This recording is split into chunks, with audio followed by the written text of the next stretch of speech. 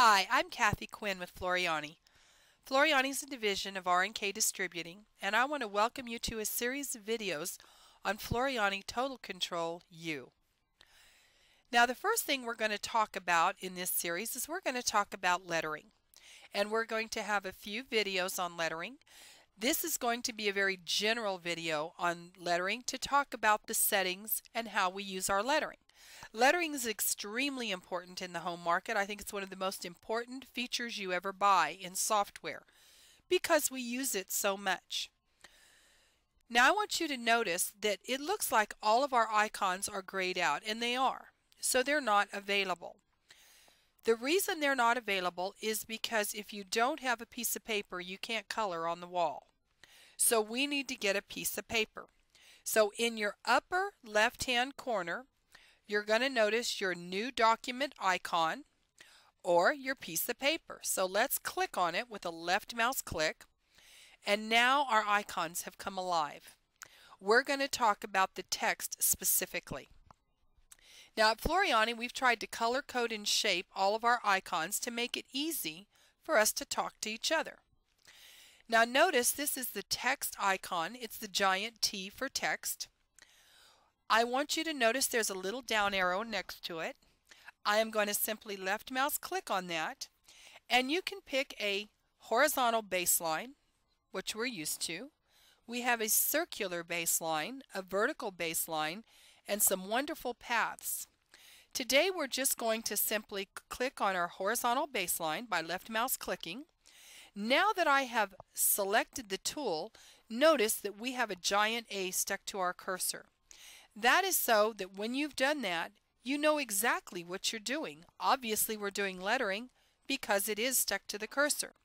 However, I don't see anything about lettering on my screen. That's because I need to activate my lettering tool by simply left mouse clicking. The minute I do that, everything I could possibly do to lettering showed up right in front of me. You can see that we have our properties box right here, and this is where we're going to control all the aspects of our lettering.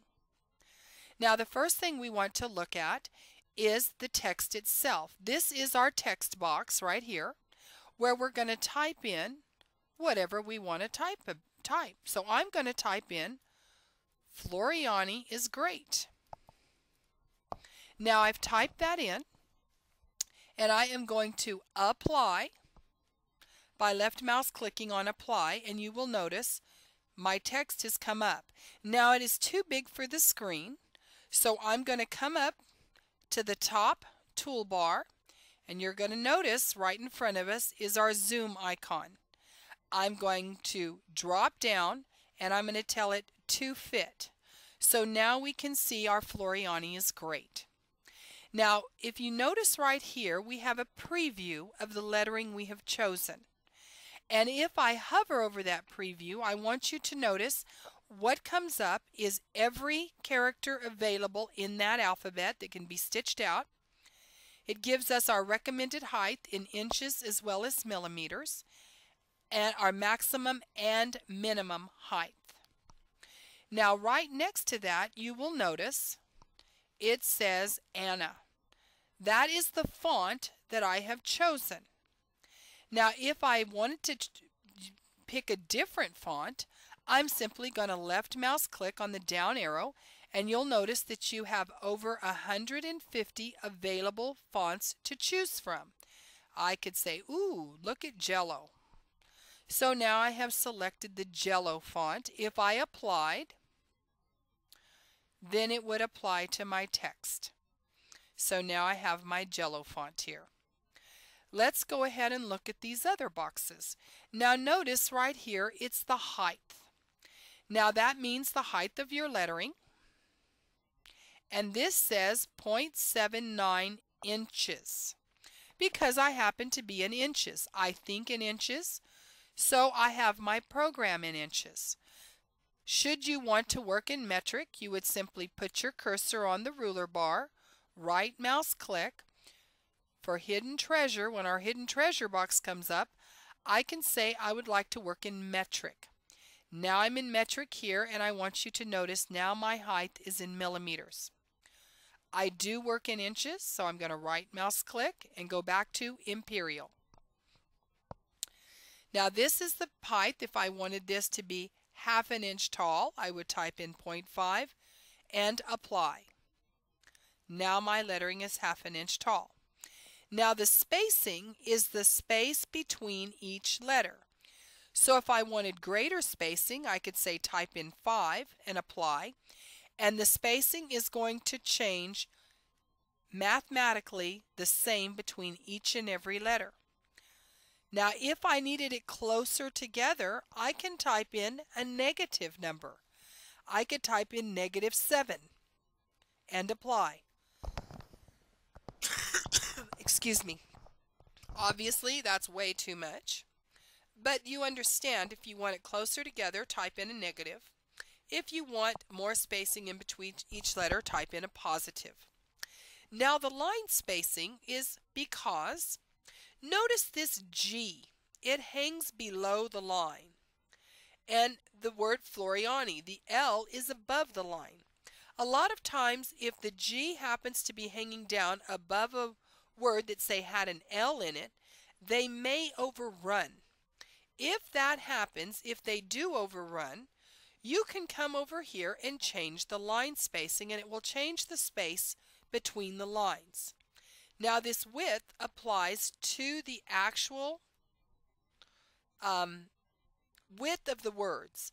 This is 2.6 inches wide. If I wanted to change this to 50% and apply it, it would now be 1.33 inches wide. So you can change the width by a specific amount, which I love in this because sometimes I've got 8 inches to work with. I want this to only be 8 inches wide or 5 inches wide. So you have that ability here. The next thing we want to look at is our aligning. Now to align, this is just like in a Word document. Right now we have align centers. So if I had several lines of text, it would align down the center of all those lines of text. But let's say I was doing a recipe and I want everything to left-hand justify. I can pick left, right, or center. So that is a very nice feature to have in there. And the next one I want to show you, let me just select this lettering so I have this. I want to show you what the slant is. Let's say I want this lettering to slant a bit and I'm just going to type in 5 and apply. Notice it's going to slant a little bit. Let's type in a greater amount so you can really see it. Let's type in 15. Notice how it's slanting for us. So you can even control the slant on any alphabet you have up. So that is a very nice feature. Now let's look at text extra. The sew sequence defaults and is normally we sew left to right just like we write it. So if I were to stitch this out now, it would start on the left and it would go ahead and move to the right. Now that's a wonderful thing. However, if you're going to stitch a cap or you're going to stitch a jacket back, let's say we have a jacket that's got some batting and a lining and an outer shell, you want to stitch center out. If you notice, if you stitch on a cap and you stitch left to right, it's going to buckle. When it's starting to get to the end, you're going to get buckling and tucks in it. The same thing with a heavy jacket. If you don't stitch center out and continue to push from the center out, you're going to have problems. So we would pick center and always apply. And now we are going to stitch center out. So we can keep that pushing out on that cap that is rounded, on that jacket that is heavy. So center out is a wonderful feature, and obviously if we picked right, it would stitch from right to left. It would start at the T and stitch to the F. Very important to be able to have those features. Let's go to fill. This is a satin fill, but if I wanted it to change, I could come in here and change the fill in this lettering. Underlay. Right now it's a parallel underlay, but let's say I was putting this on kind of a cheap knit. I might want to add zigzag and contour so that it would hold that satin stitch really clean and pretty. Push and pull is the push and pull compensation. At Floriani, since our lettering is outstanding, it has been digitized with push and pull already thought. Our I's are a little shorter. Our O's aren't quite perfectly round because we know how it's going to push and pull, so the finished product will be perfect.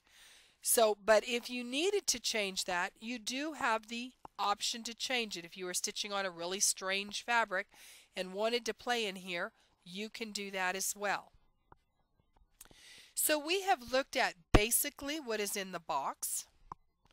We have looked at the baselines, just the basic baselines, and there's one other thing I want to show you is notice that I have lost the control points that this came in with.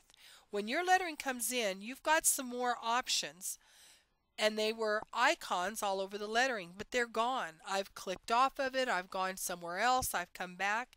In order to bring those control points back, all you need to do is select your lettering, and we know it's selected because it's got the black boxes around it, and go ahead and click on your text icon again, and notice all your control icons have come back. Now we have talked very general about lettering, and that is going to be the end of this video. Come back for our next video, and then we're going to go in depth and go into the different aspects of lettering. But I wanted to explain the properties box to you, show you how to get text in. So I look forward to you coming to our next video. Thank you so much.